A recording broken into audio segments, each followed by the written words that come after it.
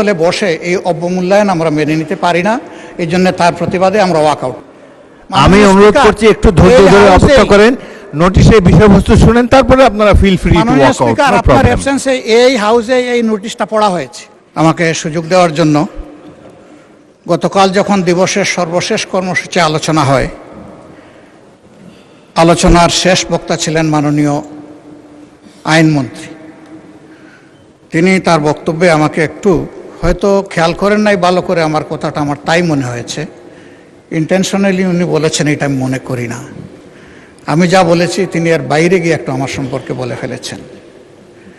গতকাল যে এজেন্ডাটা আমরা উত্থাপন করেছিলাম, এটা ছিল মূলত গণভোট এবং গণভোটে সংস্কারের যে প্রস্তাব গিয়েছিল, এর আলোকে যে পরিষদটা গঠন হওয়ার কথা, সেই পরিষদের সভা আহ্বান সম্পর্কে এটাই ছিল মূল নোটিশের বিষয়বস্তু।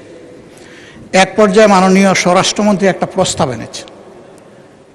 এই প্রস্তাবে আমার বক্তব্যে আমি রেসপন্স দিতে গিয়ে বলেছিলাম, যেহেতু আলোচনাটা হয়েছে সংস্কার পরিষদের উপর, যদি এইটাকে কেন্দ্র করে কোনো কমিটি, বিশেষ কমিটি গঠন হয়, তাহলে আমরা ইতিবাচকভাবে সেটা ভেবে দেখব।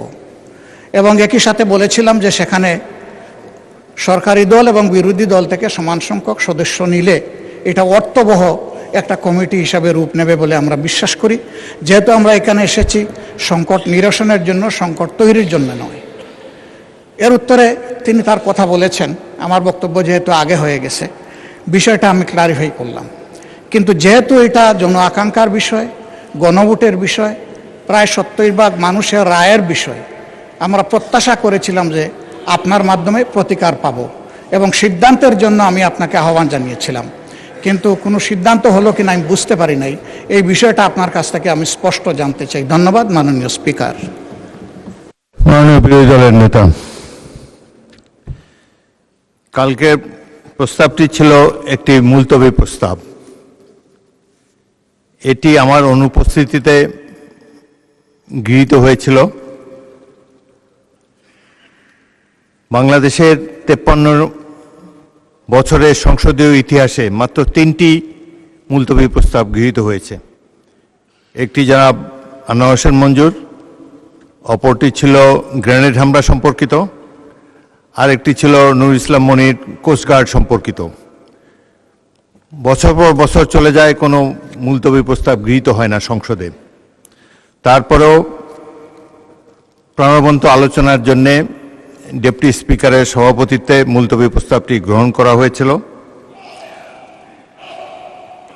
এই আপনি জানেন যে যেই সমস্যার সমাধান আইন প্রণয়নের মাধ্যমেই কেবল করা যায়, সেটি নিয়ে মুলতবি প্রস্তাব হতে পারে না। তারপরেও উদারভাবে বিরোধী দলকে কথা বলার সুযোগ দেবার জন্যে এটি গ্রহণ করা হয়েছে। আরও একটি আমি বলতে চাই, এই সম্পর্কিত আরও একটি নোটিশ, আরও একটি মুলতবি প্রস্তাবের নোটিশ আজকে আমরা বিবেচনা করব। আপনাদের মধ্যে যদি কোনো কথা বলার বাকি থাকে, আমি বলেছিলাম যে বাকি কথা হলে আগামীকাল হবে, আজকেও আপনারা যদি প্রয়োজন হয় সেই নোটিশটি সম্পর্কে যখন আলাপ আলোচনা করব, আপনাদের আরও যদি বক্তব্য থাকে, কথা বলার অবারিত সুযোগ আপনারা পাবেন। এটি একটি জাতীয় সমস্যা, যত গুরুত্বপূর্ণ বিষয় আছে, আমরা আশা করি ট্রেজারি বেঞ্চ এবং বিরোধী দল মিলে খোলাখুলিভাবে কথাবার্তা বলে সংসদে প্রাণবন্ত আলোচনার মাধ্যমে আপনারা সিদ্ধান্ত নেবেন, সেই সুযোগ আপনাদের রয়েছে। এটি মহান হাউস অব দি পিপল, আপনারাই ডিসাইড করবেন রুলস অফ প্রসিডিওর অনুসারে আমরা যাতে পরিচালিত হতে পারি। তো আমি বলেন। প্রতিকার চেয়েছিলাম। এ বিষয়টা কোনো দলের সাথে সম্পর্কিত না। যে বিষয়টা নির্বাচনের আগে সরকারি দল, বিরোধী দল সবাই একমত হয়েছিলাম, এর সপক্ষে কথাও বলেছি, ক্যাম্পেইন করেছি। আমরা প্রতিকার যে পেলাম না, এতে আমরা না, এতে দেশবাসীর তাদের রায়ের প্রতিফলন হলো না, মূল্যায়ন হলো না।